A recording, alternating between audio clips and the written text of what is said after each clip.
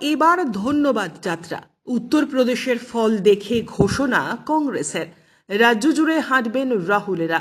লোকসভা নির্বাচনের আগে ভারত জোড়ো ন্যায় যাত্রায় হেঁটেছিলেন রাহুল গান্ধী। দেশের বিভিন্ন প্রান্তে কখনো পায়ে হেঁটে কখনো বাসে চেপে ঘুরেছিলেন। নির্বাচনের ফল প্রকাশিত হবার পর এবার নতুন যাত্রার কথা ঘোষণা করল কংগ্রেস। উত্তরপ্রদেশে ধন্যবাদ যাত্রায় হাঁটবেন রাহুল সহ কংগ্রেসের শীর্ষ নেতৃত্ব। উত্তরপ্রদেশে ভোটের ফলাফল দেখে তিনি এই সিদ্ধান্ত নিয়েছেন।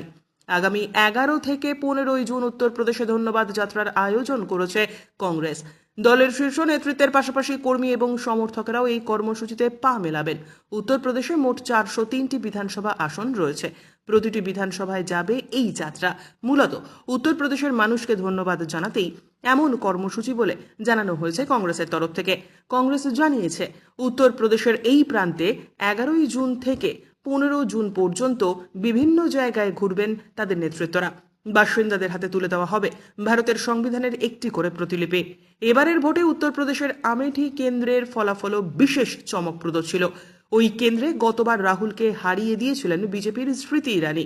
তিনি মোদী মন্ত্রিসভার সদস্যও বটে।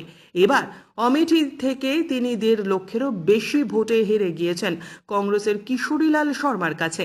সার্বিকভাবে উত্তরপ্রদেশে কংগ্রেস এবং তাদের জোট ইন্ডিয়ার ফলাফল ভালো, যে কারণেই ভোটের পর এই ধন্যবাদ যাত্রার ডাক দেওয়া হলো। ব্যুরো রিপোর্ট, উত্তরের প্রহরী।